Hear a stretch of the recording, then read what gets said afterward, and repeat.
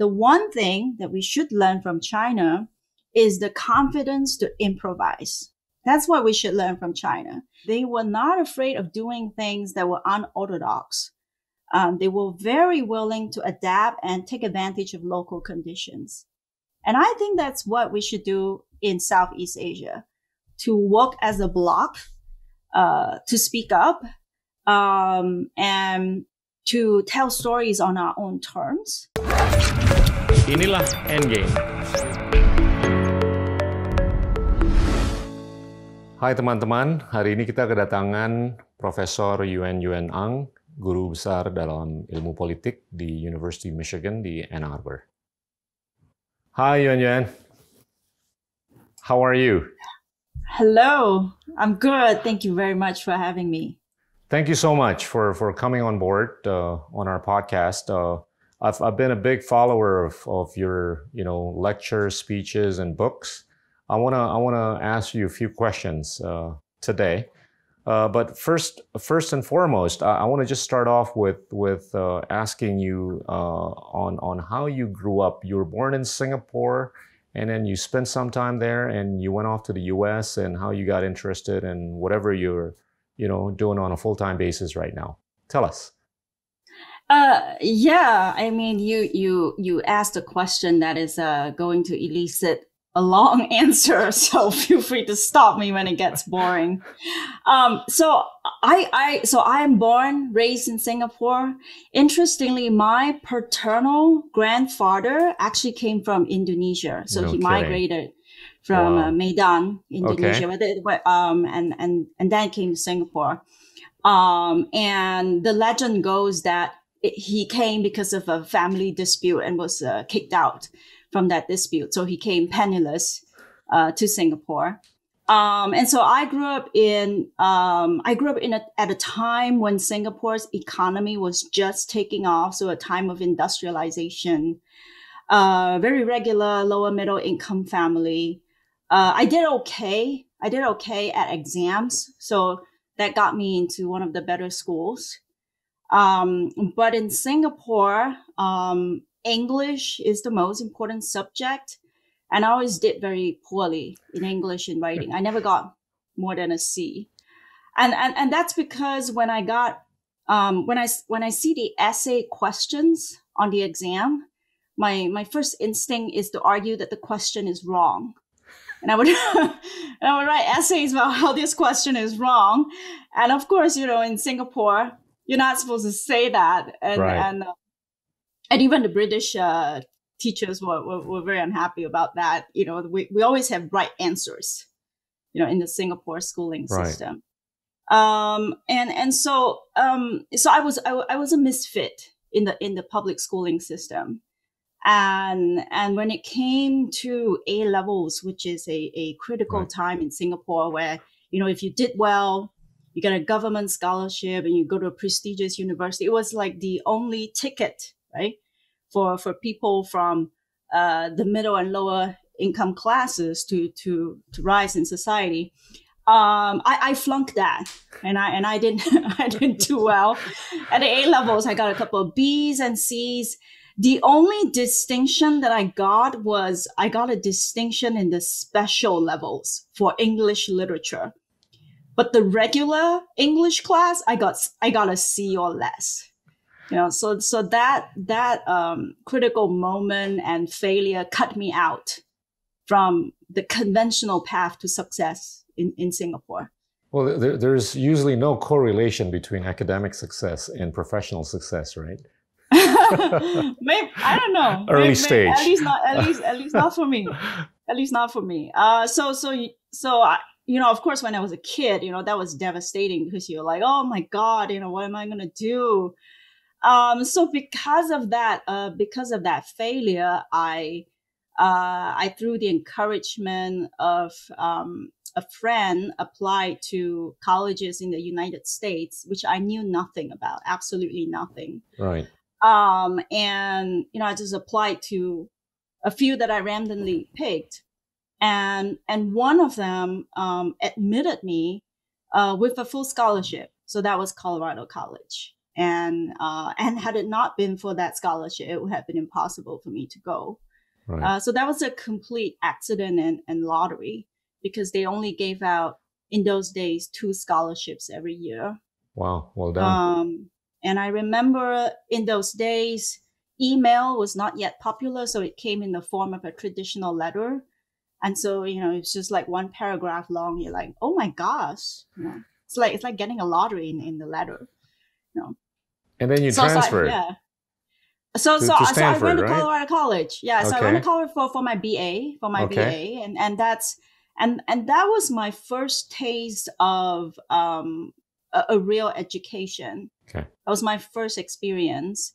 And I remember when I was enrolling for classes, I was just completely shocked, because there were 500 classes to choose from in a very small college. I was just shocked. I was like, oh my gosh. And they were like really strange topics like feminism and religion. It's just any kind of obscure topic you could think of. And so it was really eye-opening for me. And that was when I began to realize that that in fact I had an intellectual side, and that I never knew when I was in Singapore. I would have been considered a sort of dumb kid in Singapore. You're too modest. No. Well, because I happened to have, because my grades were not too bad. I was in one of the best schools as well. So I was in a program where the other kids were all tested for being gifted.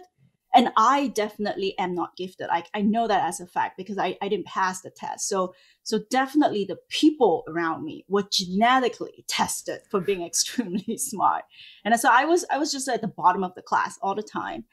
And so it was only when I went to America that I realized that, oh my gosh, I just love to read, and I love to think. I love to, I love to challenge the questions, and I love to write. And it just, I guess it's a turning point when you understand that you have a potential. So I think everyone is either looking for or waiting for that turning point where you understand that you have a potential. So that was the turning point for me. And I did well in college because I really loved it. And then I stumbled into political science, which is also very strange, because I consider myself a very apolitical person. But it just, when I read, but when I was introduced to political philosophy, whether it's Plato or Rousseau or Karl Marx, I was just very intrigued by it. I was just very intrigued by questions of governance. How do you govern a society? How do you, help big groups of people lead, what should be a good life? Right. And I thought, wow, that's fascinating. I think there are 2 fascinating questions. The first is, how do you get wealthy? Like, how is wealth created? And the second fascinating question is, how is power exercised? So I chose the latter one. So I think that's how I got started into my interest in political science and politics. And then I applied to graduate school, and then another accident happened. I only got into one school, and that school was Stanford University. Not too shabby. And usually when people get into Stanford, they get into multiple schools, but for me, that was the only choice. So I went to Stanford. Very grateful for both of my alma maters, because I had such a wonderful education. And then at Stanford, I like to study, but I wasn't really sure what to do. It wasn't like, I started out and I knew exactly what I wanted to do.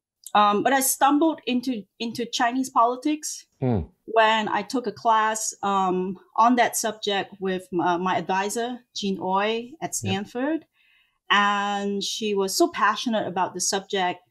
She cared a lot about her students, and that kind of really drew me in. And so I thought, okay, I will okay, I will do some research in China, and so it was actually quite many years ago when I first made my first research trip to China. A very interesting experience, sometimes harrowing. I remember my first trip to a local part of China was in the northern province, and it's called Shandong. And and I took a late night train from Beijing to Shandong, and I arrived at 6 in the morning at the train station.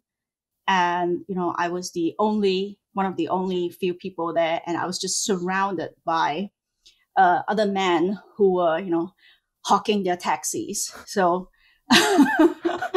at 6, it was pitch dark. There were many moments where I thought whether I would come back alive. And then it was hilarious when I finally waited until the light came and I could get a cab. And then it was a 3-hour journey. I took much longer to get to my destination because the driver changed twice, and so there were many incidents like these where I thought like, oh wow, I'm so lucky that I everything was fine in the end. But that's how I started to study China. And because I started at the bottom, at the grassroots. Right. I naturally became very drawn to the bureaucracy for reasons I don't quite understand. But I was just really drawn into. I just find it quite fascinating how you govern on a day-to-day level. And I'm sure you know this better than me, having served as a public servant. And so that got me started thinking about Chinese governance. Right. But more broadly about when I study China, I use it as a case to think about bigger questions. So the bigger question I had in mind was really about the process of modernization, right, which all of us in the developing world, have to go through. Yeah. And in Singapore, we go through it at a turbocharged rate, right, within one generation.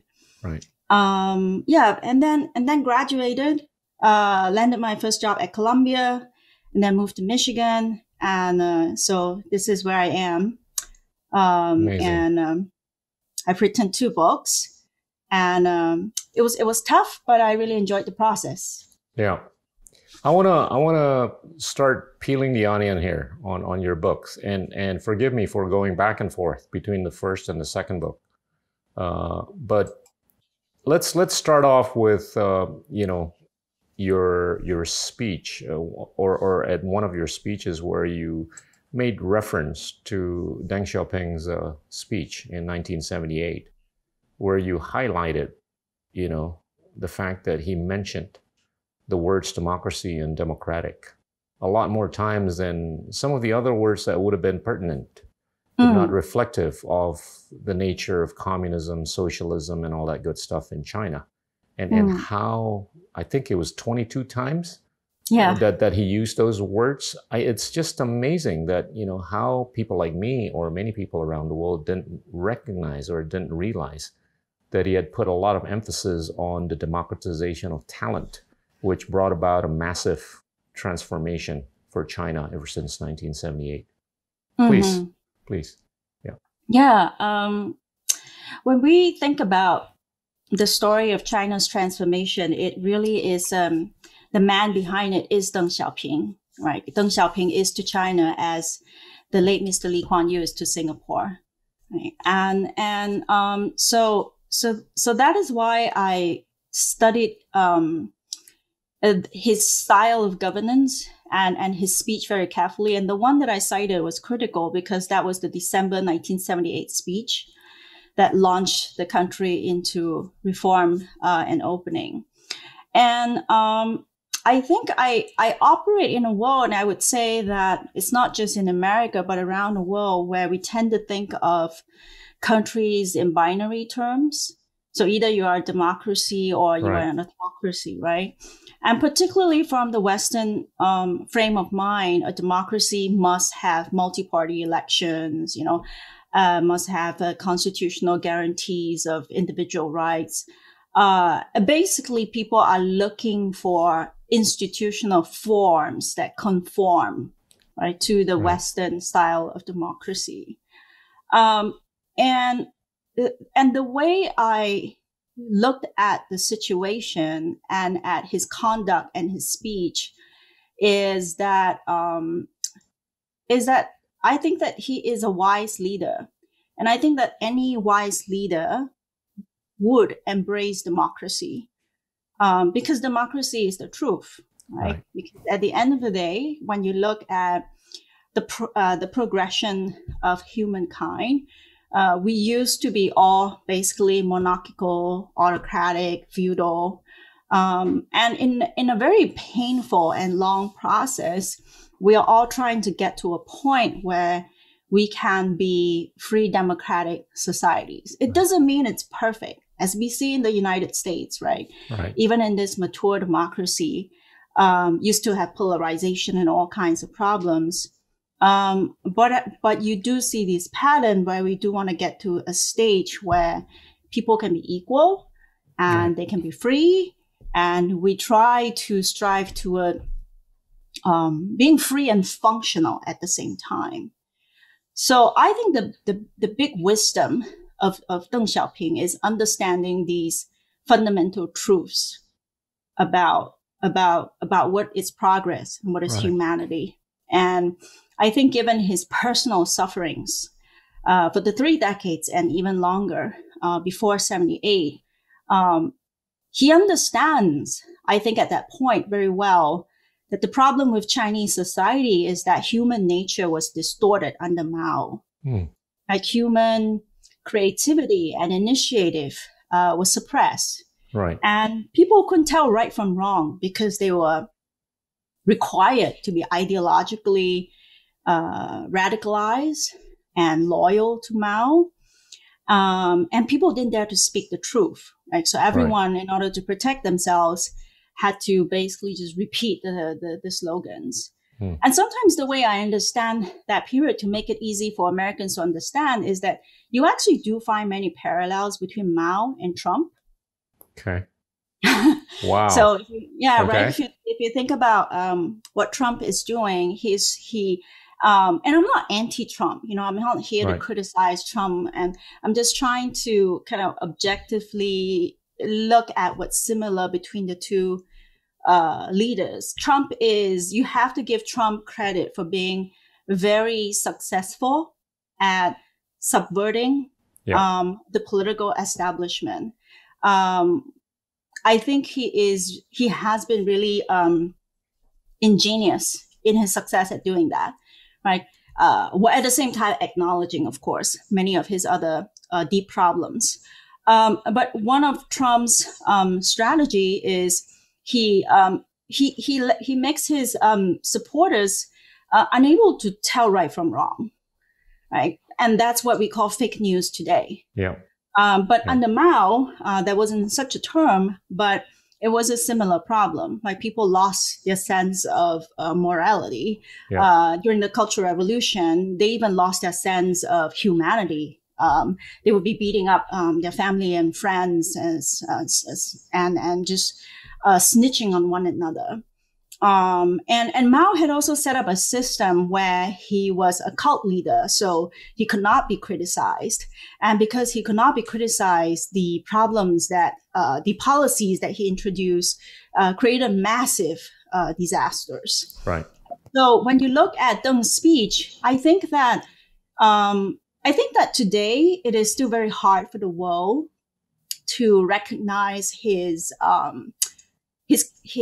contributions because China is still an autocratic regime. Right. But when you look at his speech, I think it is his effort to restore humanity to his country, and I see that as the first step that he was trying to do. Wow.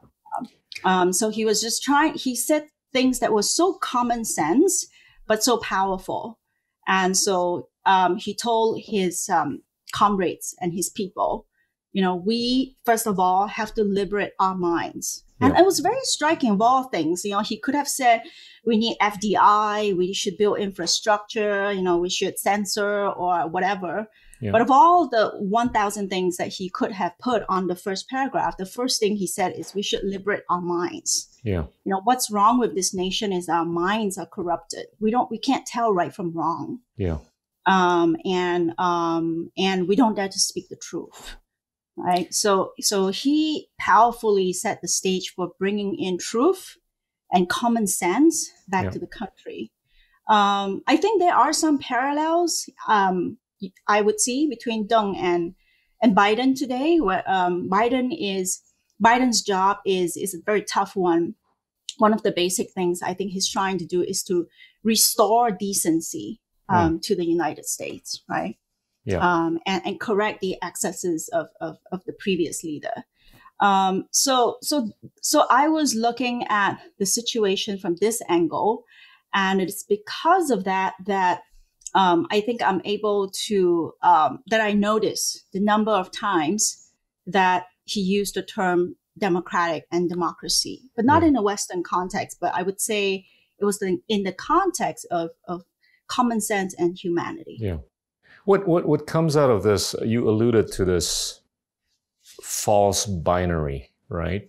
In the sense that we do not necessarily have to embrace one or the other, be it, autocracy or democracy. I think what's far more important is that, there's institutionalization of, or democratization of talents. As long as, talent is cultivated and you have accountability, you have institutional building, whether you do it in a democracy or an autocracy, I think that's what matters at the end. And that sort of sounds eerily similar to what, LKY was doing at early stage, right, of the development of Singapore. I don't think he cared much about ideology, but I think he cared more about institutional, building, which I think is pretty cool. So that's the first thing that comes out of this false binary that you alluded to, right? The second that I want to just, push you on is whether or not you're seeing a less, or if not lesser, degree of democratization of talent in China today, vis-a-vis what we might have seen, in the early stage of reform since 1978. That's a great question. I'm so glad you asked it. Because my speech and my work is quite widely misrepresented. Yeah. And one of the reasons for that is that people tend to think of China as a monolith, and they're not aware of the fact that China is different from China today. So even in my speech, I was really giving a historical account. Right? In my books, I'm giving a historical account. So the one important fact to know about China is that 2012 is a structural break. That is the point at which a new leader, which is the current president Xi Jinping, came to office. And he represents a new age in China. So when I was giving my speech, I was really talking about what people would call the Deng Xiaoping era, which is the 78 to 2012. Xi Jinping came along, and I think he has really taken China on a different path on multiple dimensions. So politically, this is well known and not controversial. He has exerted a lot more political control than his predecessors. He centralized personal power. He has abolished term limits. So he has reasserted the part about control into the political system. Economically, he has also taken the country, he swung the pendulum away from the highly private sector centered approach before him. And he's now moved the emphasis back to a more statist approach. So much more state directed, a larger state-owned, a larger share of state-owned enterprises. It's not an absolute swing, but it's a relative and significant change. And then internationally, he's also departed from the Deng Xiaoping style of being humble, keeping a low profile, right? Focusing on domestic development. Right. And he has really come out on the stage in a much more ambitious way, which is nothing like we have ever seen in the past decades Yeah. when China was a developing country. So the period after 2012, what people would call the Xi era, is a very different China. There are, of course, still very strong continuities on certain fronts. So at the level of the bureaucracy, there are still many adaptive practices that remain. China still makes tremendous use of policy experiments and decentralization, even until today. Right. Um, and and the private sector in China, despite relatively shrinking in influence, is still very strong in China. So there are definitely continuities, but there are also very sharp differences. Right. So the Deng approach of staying low, being humble, democratic characteristics, much of this has been diminished after 2012. So I think when we assess China, we do have to be very conscious about, are you talking about the recent past, or are you talking about the current Xi era? I think many of us are wondering, right, uh, as to whether or not some of this is going to be projected uh, to the rest of the world from China or by China in a rather assertive, if not, or aggressive manner. And I think it's important for us in Southeast Asia to have a better understanding of how China is going to posture itself, right, towards the world, and particularly us in Southeast Asia. Because that will dovetail into the lives and livelihoods of all of us here, economically, politically, geopolitically, culturally, and all that good stuff. Mm-hmm. I'm curious what your views are. We've seen the shifting, right, from smile to frown to wolf warrior, and Yes. and what do we have to anticipate, going forward from China? My view on the issue is that there are certain trajectories that are clear. One of them is that under Xi, China is definitely a lot more ambitious. That's obvious. You have the Belt and Road Initiative, and so forth, and that's going to continue. Having said that, I think that even the Xi leadership and the Xi era is not static and is not a monolith. Uh, even the Xi leadership is still learning, and they have Yeah. a very steep learning curve. I think it's fair to say that that the Chinese leadership saw an opening in 2016 when the U.S. had elected President Trump, and the U.S. said America first, and then withdrew itself from global leadership.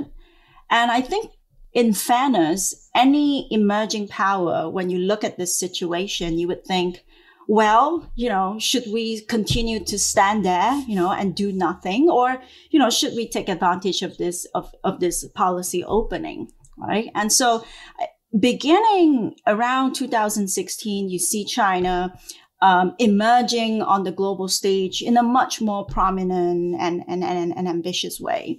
But I think that Xi had a very steep learning curve between the short time period of 2016 to 2018, because he didn't quite expect that the US under Trump would hit back so strongly and so quickly, Okay. to this posturing of ambition Right. by emerging power. And I think that it caught him by surprise. And I think he didn't quite fully comprehend the gap in real strengths between China and the US. Because he himself comes of an age where he does want to play up the nationalism card. And I think he genuinely, right, any Yeah. Chinese leader would be very patriotic, feel very proud of China's achievements. But to the point where I think around the time of 2016, he didn't quite grasp the gap in real strengths. And so by 2018, when the trade war, the technological blockade, I think the lesson that the Xi leadership took away is, wow, in fact, we still have a big gap from the United States. I see. I want to pick up on the point you raised in your first book with regards to how China was able to actually thrive despite the weak institutions, right, for purposes of promoting growth and development, which pretty much have sustained for quite a long time, right, since early stage. And that in a way shows the ability or the degree to which China was able to improvise. And I want to just, if I want to tail that to, the earlier part just now, I'm sort of like optimistic that China is going to be able to recalibrate when Xi finds out that whatever posturing Xi has been engaged in, has been a little too much for the neighbors, right? Is that fair to try to hypothesize? I think that's entirely fair and in fact accurate. That he is constantly readjusting his posture. Yeah. And in fact, in my research, I can see that empirically because I have a research project that measures the language from the Chinese state media. And you can see that the language of hubris. So I have a project that measures the amount of hubris that China expresses. And you can see that rising sharply after 2016, peaking in 2018, and then dropping afterwards. So it was actually an empirical demonstration that China kind of ate some humble pie, and realized, okay, we need to, draw back. And so even after 2020, the pandemic, China had this moment of triumphant, right? Because they controlled the pandemic, but the US did not. And the US media has put all its attention on China's statement that the East is rising and the West is declining, right? So this is one of the new slogans put out by the Chinese on the Beijing side. But what they don't highlight is that in the same 14 5-year plan that was just launched at the last meeting, there were also so many new phrases and paragraphs put on emphasizing the fact that China is the world's largest developing country. So this is a slogan that goes along with the other slogan about China rising. So I call this a posture of guarded confidence. Right. So on the one hand, China feels really confident, particularly after it passed the pandemic stress test, right? It feels that, wow, perhaps our methods and our regimes is so much better than the West. And the US looks like it's in such deep trouble. But on the other hand, I think that is a realistic and pragmatic part of the leadership that realizes that the gap in real strengths between China and the US is wide. So even in this very short period from 2016 to 2021, we actually do see the Xi leadership readjusting its posture. I agree entirely with the way you summarized it. Wow. All right. Your second book, China's Gilded Age, right? So many fascinating points you've brought up in that book. One of which is that how you were making the comparison with, America's Gilded Age in the 19th century, and how it kind of led to the progressive era, right? That came about in the early 20th century of, the United States. And you're sort of like not speculating, but I think even suggesting that it could happen with China, post China's Gilded Age. Tell us about this. So I titled the book China's Gilded Age partly because I wanted to draw a parallel with America's Gilded Age, right? So for those of you, so just to give everyone some background, America's Gilded Age was about a 30-year period in the 1800s, leading up to the 1900s. And that was a critical time in American history because it was right after the Civil War. So it was a time of rebuilding. And that was when America had rapid growth with high inequality and a great deal of corruption. But America was also transitioning into becoming a world power at that point, a challenger to the United Kingdom. Right. And so as it transitioned into the progressive era, all of the reforms that it made during the time, electoral, political, economic, laid the institutional foundation for America's rise into the superpower of the 20th century. So that was the background in America. And so I was kind of alluding to that history when I used the term the China's Gilded Age. I think it's very apt for understanding the Xi era today. Xi inherited a Gilded Age from Deng Xiaoping. Deng Xiaoping did not have a Gilded Age. He just had poverty, and just a great deal of the problems of the poor that he had to deal with. But because of his success, he gave Xi a very different set of conditions. China was already a middle income economy by the time he took over. And that is why we see things like the Belt and Road Initiative, where like trillions of dollars, are given out to build roads and infrastructure. And that's because of the wealth he had inherited from the Deng era. But he also has problems that Deng did not have to deal with, which is high inequality, Right. which is very dangerous to the legitimacy of a Chinese Communist Party, right? In particular, because it has communists in the name, and yet Right. it's one of the most unequal countries in the world at the time that he took over. Also has a very severe corruption problem that peaked right at the time when he took office in 2012.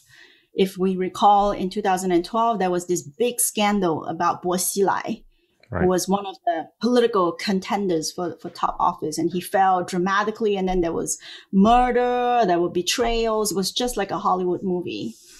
And it gives a little glimpse into the sort of drama of politics that we normally do not see in official Chinese politics, right? And so that's why the book, it's called China's Gilded Age. You talked quite a lot about corruption and the nature of corruption and the types of corruption, be it petty or all the way up to access money, or you call it transactional. Please talk about that, in the context of what might have happened in the US during the Gilded Age and also in China. Sure. So one of the driving questions in China's Gilded Age, most of the time when people pick up the book, because it's about Chinese corruption, the assumption is that this must be a China bashing book. So a lot of people make that assumption. So it must be critical about China. But when you actually read the book, I think the surprise that I hope you'll get is that it's actually a book that probes the history of capitalism. Right. So you're reading it and it's about China, but at the back of it is the question of what about Western societies? Because America's Gilded Age went through a very similar process, right? So it's actually meant to challenge idealized narratives about how rich countries became rich. And the standard narrative in the West has always been that rich countries became rich because they did all the right things. They had good institutions, they had democracy. If you read the book like Why Nations Fail, it's because they were inclusive and non-extractive. So basically all positive adjectives. And I'm challenging that narratives. I'm saying that, it's true that the West did certain things right.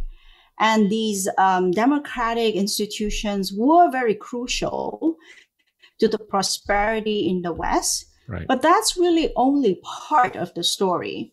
And if you look specifically at how corruption evolved, I argue that what really happened is not that corruption was eradicated or disappeared, but that corruption changed in structure and form. Yep. It was rechanneled. So it was channeled away from thuggery and theft, forms of corruption that are very damaging, toward sophisticated exchanges of power. And if you look at the United States, which I think is a classic case, those exchanges even advanced to the level of becoming highly legalized and institutionalized, to the point where sometimes it's actually very, very hard to tell. Like, would you consider this state capture? Would you consider this crony capitalism? Right. So it has become highly ambiguous. And my argument is that China is actually a new player on this evolutionary path. So in China, we have actually seen its evolution from the 1980s, when it was a corrupt country with petty bribery and embezzlement, not unlike other poor countries, and then transitioning today, where we see China is a corrupt country, but its corruption is concentrated in transactional corruption among elites, so massive bribe schemes. But China has not yet transitioned to the Western model that you see in countries like the US, where those transactional corruption are legalized and institutionalized. It hasn't even gotten anywhere close. And it's possible that it might never get there, because there is no ideological justification for a communist party to say that we will legalize and institutionalize these types of relationships. Wow, fascinating.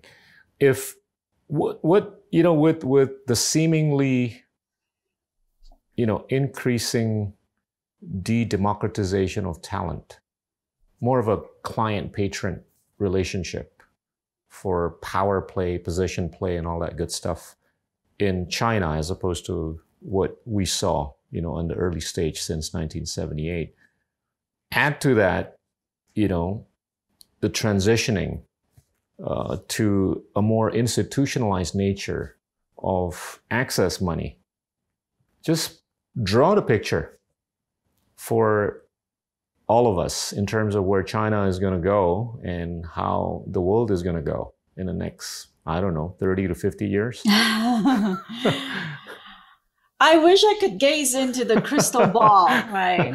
Then, I would the reason I'm asking is that, that just intuitively could decelerate growth, or allow for a deceleration of growth, right? Mm-hmm, and then if there is, let's say there is a deceleration of growth, there is a greater difficulty to redistribute welfare. The more difficult it is for all of us to hope for less inequality, if not higher equality, right? Which has been somewhat of a systemic issue, not just for China uniquely, but I think for all of us, or many of us in Asia. Even in other developed, economies, Gini ratios have gone up to high 40s in the US and some others. So I'm just curious, how are you going to try to draw this picture, going forward? And you said by 2035?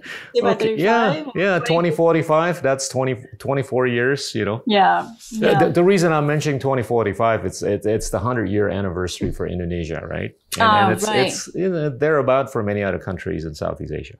Yeah. Right. I mentioned 2035 because, China just had a 14-year, 5-year plan, and it has introduced a medium-term plan toward 2035. Sure, we can talk about 2035. Yeah. And it says China will be democratic, wealthy, beautiful, clean, and all those visions. Well, I think that if I were to look to the future, there is really one, gigantic wild card, which people in the 20th century and 19th century never had to deal with, which is climate change. And I'm not a climatologist, so I don't, talk about the climate in my work on development, but I know that it is a gigantic wild card. And it's also a card that we don't know what to do with, because in the past 2 centuries, when we talk about development, particularly among developing countries, we know that it's all about economic growth, right? We need to have that economic growth. We need to have industrialization, urbanization. And the belief was that if we could get these things done, we would finally graduate. Right. We would become a developed economy. And my country, Singapore, is a good example of how that was done in one generation. But I think the big challenge facing developing countries today is, well, even if you were able to do that, all of the industrialization and urbanization and the growth in the GDP, we are facing the potential for ecological collapse. And that is actually in tension with the pursuit of economic growth.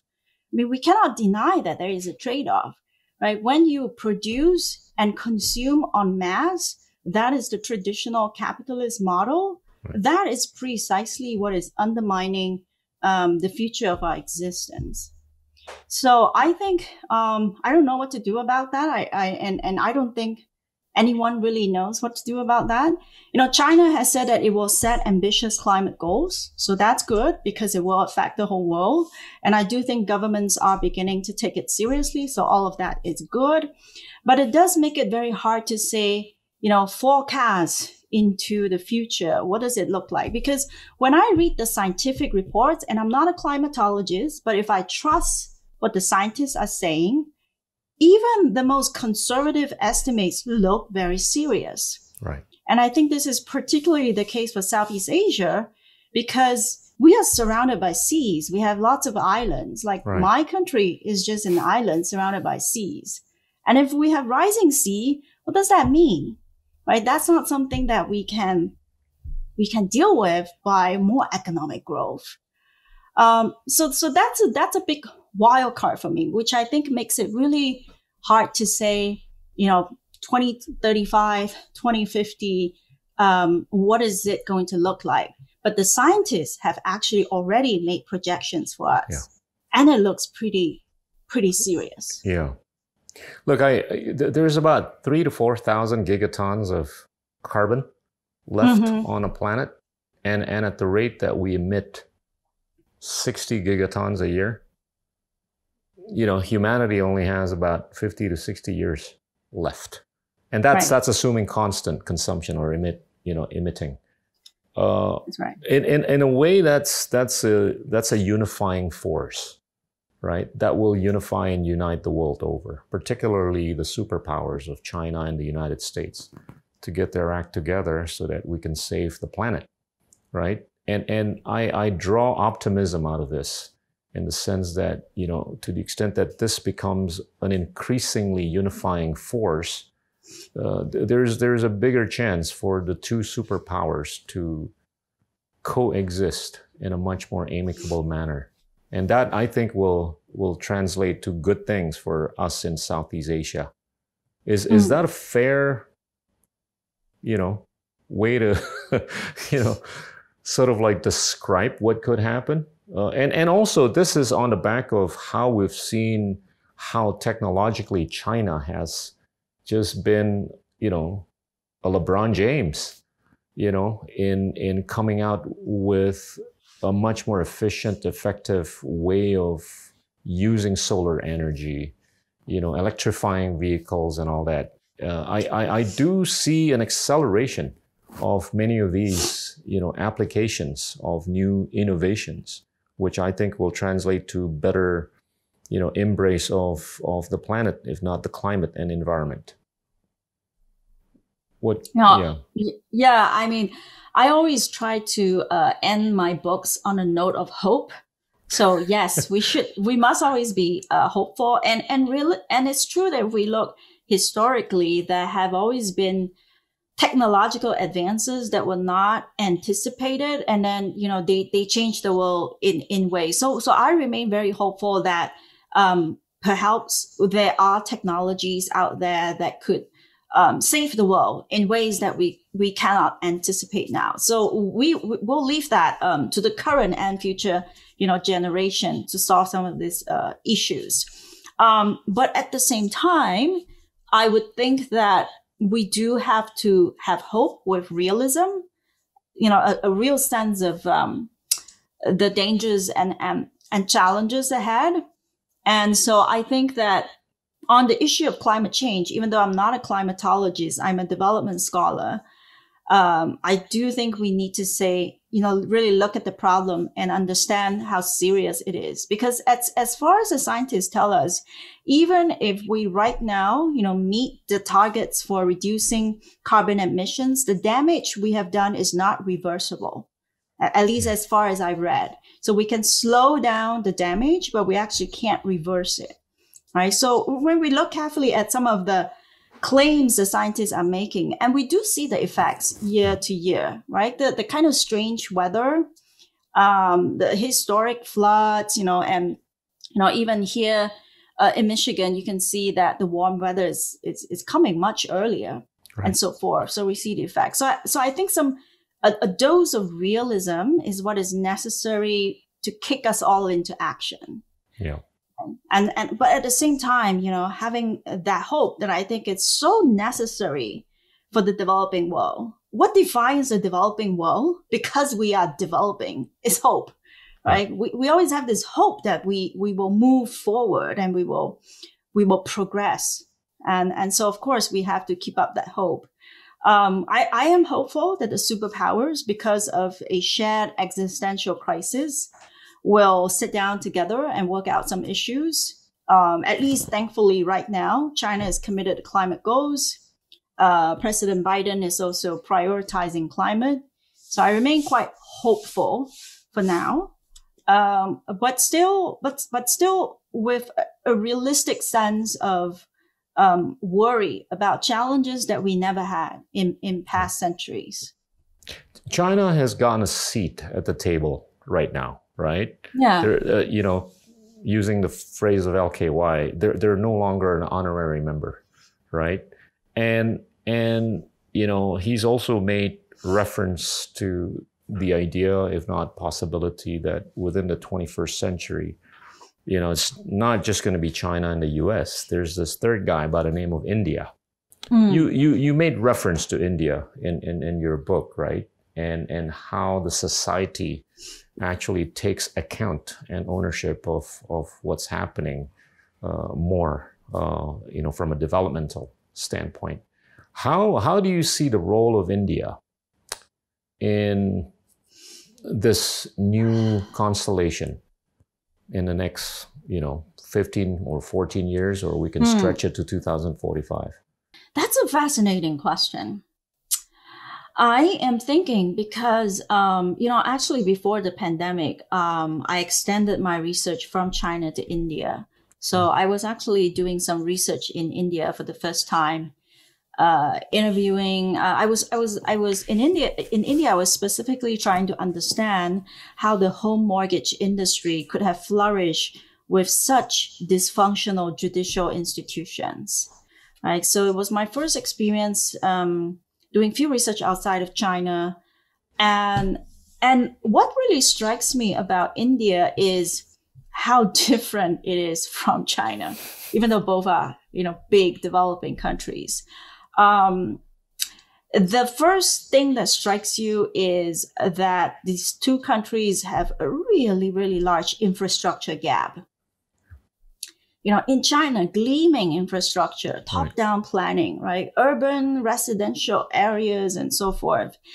And India is just in a perpetual state of poor infrastructure, and messiness and so forth. But on the other hand, one of the things that struck me about India is that it truly is a free country, and people were not afraid to speak to you. They just say anything. And that for me, as coming from China, was really, surprising. So I think they are a very interesting pair because they have contrasting political regime types, and they have almost a mirror image of different problems. China has, the problems of an authoritarian regime, oftentimes too many top-down dictates and not enough political freedom. In India, is the opposite, fragmentation of decision making. Do I think that India will become a superpower, by 2035? I'm not sure. I think that it still has a long way to go in catching up in terms of its overall strength, because when you are there in the country, you can see, the infrastructure gaps, the difficulties they have in getting things done, the coordination issues. But I think that on the other hand, it can, in a sense, provide a contrast and a possible check against China, because it's really a showcase of, can you be a democracy and a developing country at the same time? Is it possible to make that work? And I think that is the big experiment being carried out in India. I agree. I think at the end of the day, it all depends on how quickly you can actually see the institutions function, right? The different institutions, whether like we were saying earlier, whether you're in an autocracy or a democracy. And right. I think Singapore is a real good example of how you guys have made the institutions work so seamlessly, or just seemingly seamlessly. But let's. I want to talk about the Belt and Road. This is a fascinating undertaking by China in the last few years. But I want to relate this to my observations of the structures of the economy, right? China seemingly is on this conscious path of increasing the domestication of consumption, right? That would basically mean less on the international play, exports and imports, because they're going to have to basically produce more goods and services for their own domestic consumption purposes, right? In a way, that will translate inevitably to less amount within the current account, right? Yes, they've got tons of reserves, but they're not going to see as much stuff in the current account in the future like they would have seen in the last 25 years. In a way, intuitively, that I think would affect the degree to which they could export capital. And that, in a way, I think would affect the degree to which they would be able to, successfully undertake this Belt and Road Initiative. I'm just curious, of what your thoughts are on this observation.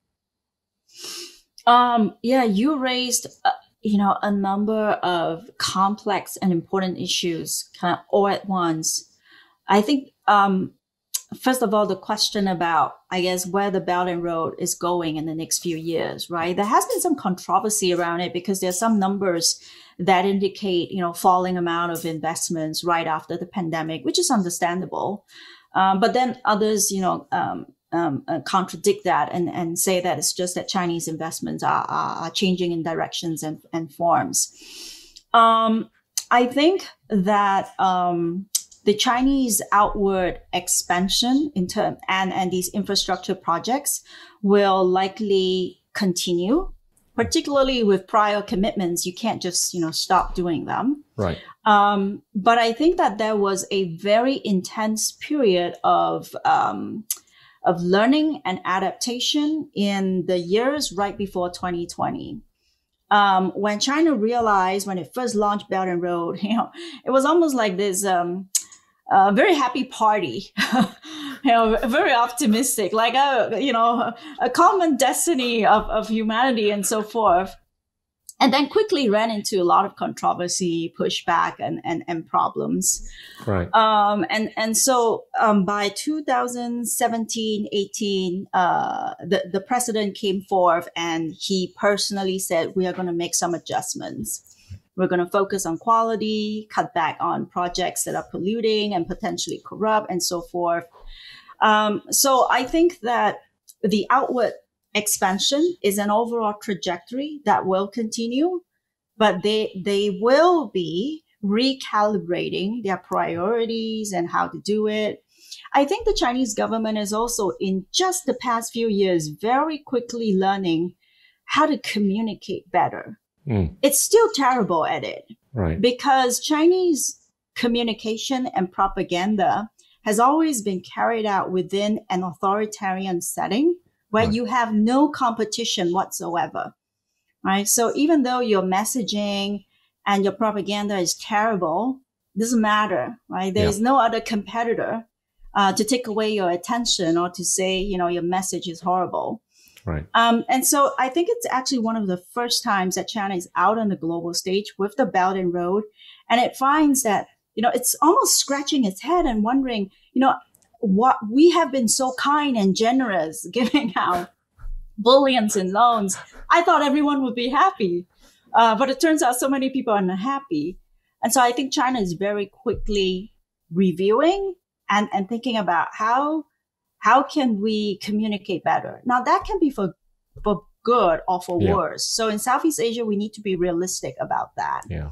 Well, there has been some recalibration. You're right. I mean, I think the earlier concern with some of the projection of capital would have been in the form of indebtedness, right? Which, got restructured into a different form of, exportation of capital. But I want to bring this to an ASEAN context, right?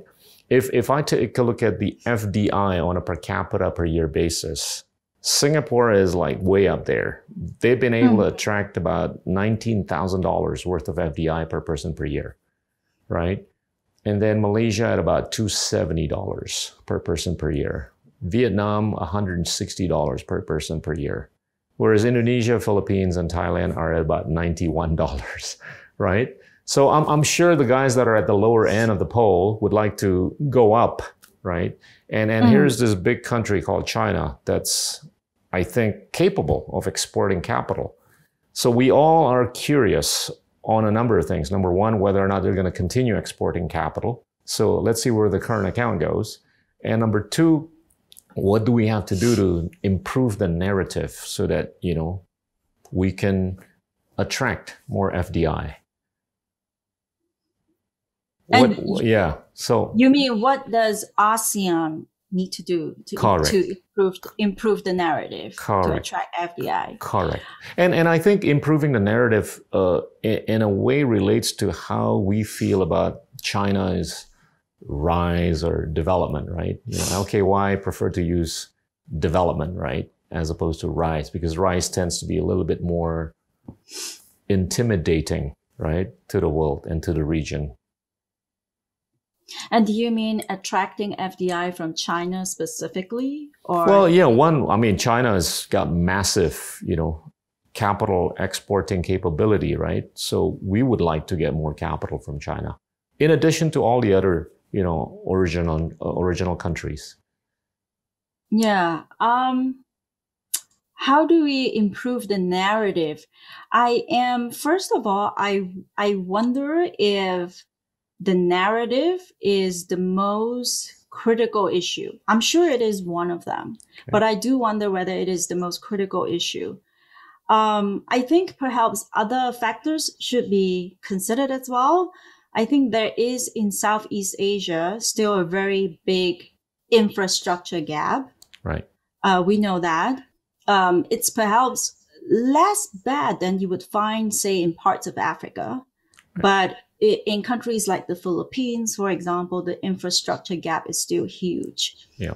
And I think that's one of the clearest impediments to FDI, because FDI to this part of the world is still primarily in the form of manufacturing. And if you want to do mass manufacturing, you need to have good infrastructure. So that is where I think the Belt and Road can, in fact, be potentially very important and constructive, because these countries do need infrastructure financing. It is an important precondition for any process of economic catch-up. The key issue is whether the BRI funding can be deployed to good use. Yeah. If the countries make good use of that funding, they can really give themselves a leg up. The worry, which it comes in the form of these widely circulated meme about debt trap diplomacy, is when these loans are not being used for the right purposes, right? When it's kind of squandered away in corruption or white elephant projects and so forth. So to me, when I look at FDI in ASEAN, one of the first issues that come to mind is infrastructure. And then going back to your point about narrative, I think this gets back to the importance of your project, for instance, raising the profile of Southeast Asia globally. And I think when we look at Africa, by contrast, there is, I think in that sense, Africa actually has been doing a much better job in getting attention, bringing attention to this narrative of Africa rising. So you hear that a lot. I think some of it is hyped up, unfortunately. Yeah. But nevertheless, I think there is an emerging, quite popular narrative about Africa's rise. Southeast Asia, I would say, when I look at global communication, it does tend to kind of slide off the map. People think about China, they think about India, they think about Africa, and then kind of they don't pay much attention to Southeast Asia. Yeah. So that is where I do think that there's a lot of merit in telling the story about this region and the huge potential in this region. Okay. I don't think we have quite got our branding right. Yeah. Unfortunately or fortunately, depending on how you look at it. Because I think that when, and I'm thinking from the perspective of Western MNCs, I think they have a clear understanding of what is China. They have a pretty clear image of Africa as a continent of rising up of possibilities, very young population. But I think when people think about Southeast Asia, maybe because it's so heterogeneous and diverse, there isn't an immediate sort of imagery of potential, or even a clear sort of shared identity of that region. Yeah. So maybe that is something worth working on, which is exactly what you're doing with this platform, amplifying voices from Southeast Asia. Yeah. If you listen to the millennials and the Gen Zs, they don't really identify with ASEAN. You talk to anybody in Singapore, Thailand, Malaysia, Indonesia, Philippines. Okay, yeah, I know what it stands for, but do I really have to identify with it? Right. It doesn't come out naturally, Yeah, I agree. I think ASEAN and Southeast Asia has always played like what you would call that? Like a secondary cast on the global stage. Like, it's always kind of in the background, and it appears for 5 minutes with a few lines.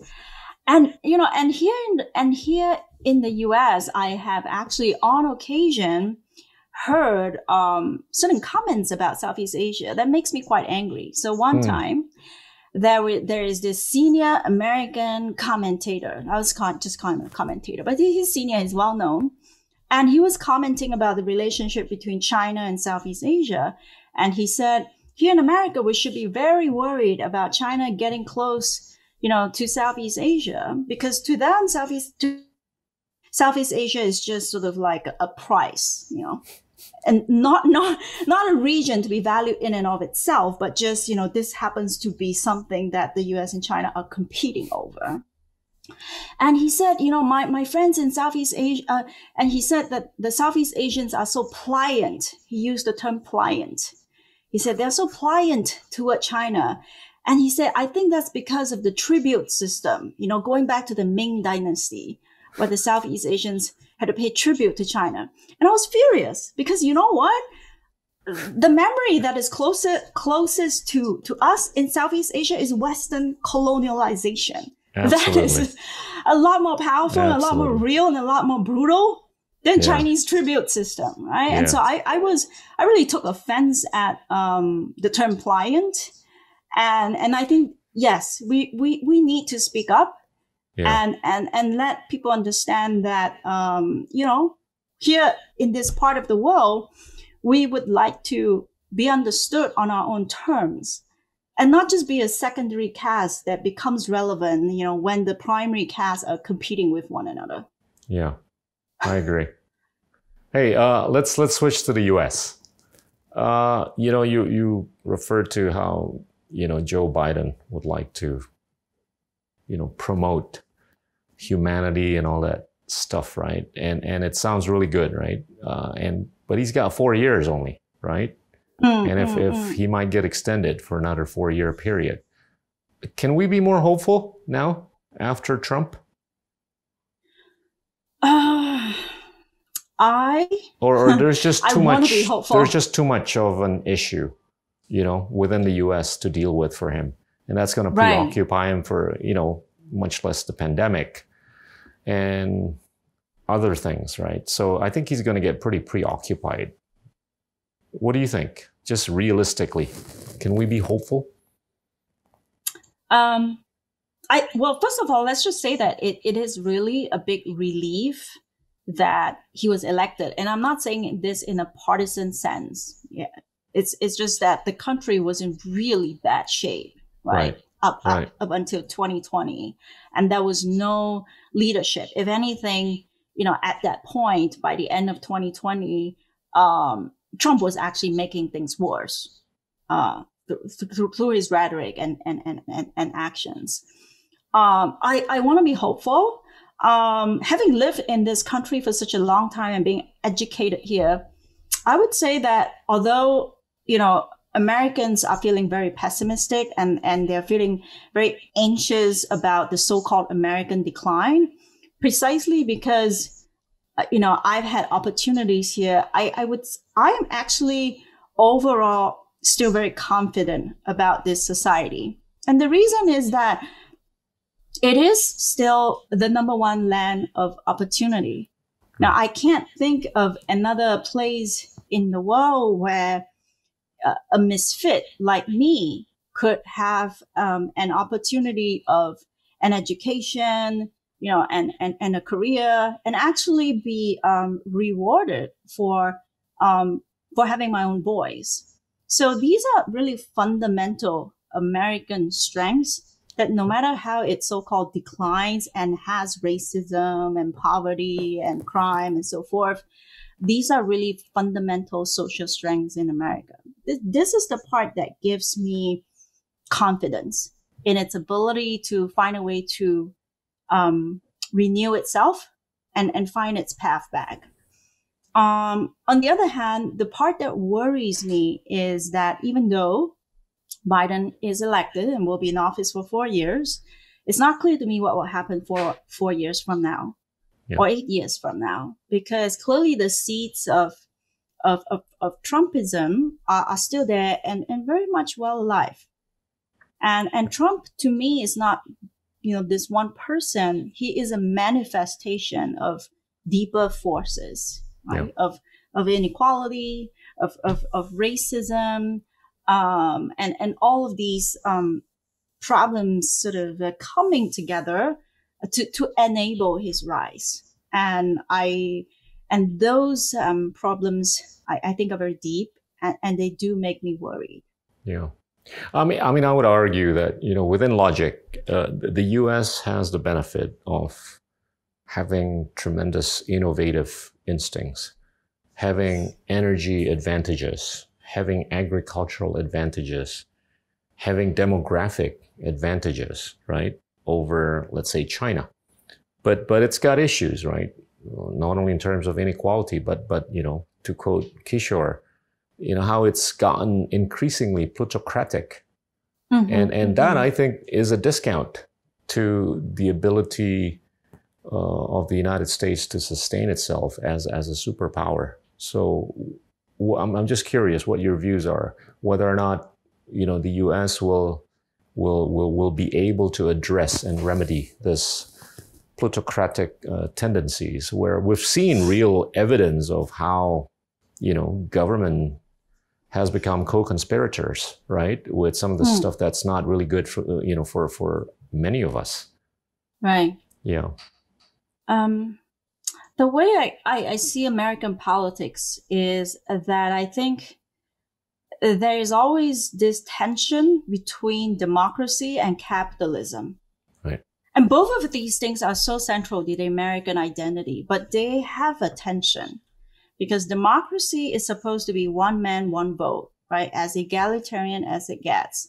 But capitalism thrives on inequality. right? If you have a society where everyone gets more or less the same, that's a socialist Right. system. Right. And precisely because you have a capitalist system where some people who work hard, who do well, can get so much, it provides that huge incentives for Mm. innovation, for entrepreneurship, for risk taking. And so, because these two things are so central to the American identity, but they have a tension, and I think that's sort of the problem that keeps cropping up in American politics. And the problem that we see today is that inequality. Americans like to have this myth that everything that you get is because of your hard work, right? So that's this kind of the common saying. But the reality in America today is that a lot of the immense wealth is not just about hard work. Part of it has become structural inequality, Right. right? The level playing field is very unequal. There's some individuals who are so powerful that they basically write the rules. And that results in this immense inequality. It's a second Gilded Age, basically. Yeah. I think, America is going to a second Gilded Age with a new class of super rich. That's scary, no? I mean, It is. It is. Especially because of technology. Technology has this special characteristic where, in the end, power really gets concentrated in just a few big players. right. I think possibly to a greater extent than steel or railways. Yeah. And going back to a question about the future, that's also, I think, a big wild card. Technology can save lives. It can produce miracles. But the technology that we have now, the kind of tech economy that we have now, democratizing in some ways, like, we have YouTube and anyone can post any content and become Right. famous, but also very, very unequal in other ways. Oh yeah. Oh yeah. And I can't quite wrap my head around the two directions in which technology is pulling us. You know what scares me is that, well, this could lead to a whole series of other questions, but we've seen the democratization of pipes, right, through which we can transmit information. But what I'm not seeing is real democratization of ideas, because these pipes are just getting jammed by the flows of certain ideas only, a certain finite number of ideas, whereas the other ideas don't get transmitted, and that has created the bipolarization, of these echo chambers that don't seem to talk to each other and penetrate each other, and that I think is a threat, if not a concern, for us and the future generations. How do we actually democratize ideas so that we all get better? That's really fascinating. What do you mean by democratize ideas? What would it look like? Look, if there are 1,000 ideas that are great, maybe 20 only get heard. The other 980 just get stuck in the pipes, because the pipes are just so preordained to a certain nature of ideas that they want people to hear. And we have seen this in how technology has manifested itself in how the psychology of people has been manipulated as to think whether you're way out there on the left or you're way out there on the right, and Right, at the expense right. of a reduction of center, if not centrality. Right. And that I think is a real concern for us in Indonesia as a third largest democracy in the world, and more so in India and the US and also China and the rest of the world. I think they ought to be concerned. I don't think it's uniquely in a democracy. I think it's pretty prevalent in other non-democratic settings. I agree. And in particular, I think technology favors certain types of information. Absolutely. That's what I understand of your remarks. It favors small nuggets of information. It favors impatience, and it favors dumbing things down. Right. So it is becoming harder and harder to be nuanced and thoughtful, even though information is getting more and more freely circulated. Right, right. So describe to me how we can all be optimistic in Southeast Asia about, this prevalence of decoupling that I don't think will dissipate, anytime soon. I foresee a near foreseeable future of two possibilities, right? A competitive coexistence of the US and China, or the other alternative is something that could be more dire.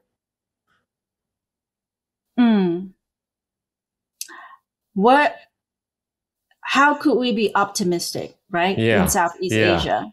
Since we're both Southeast Asians. I think that we have good reasons to be optimistic. Okay.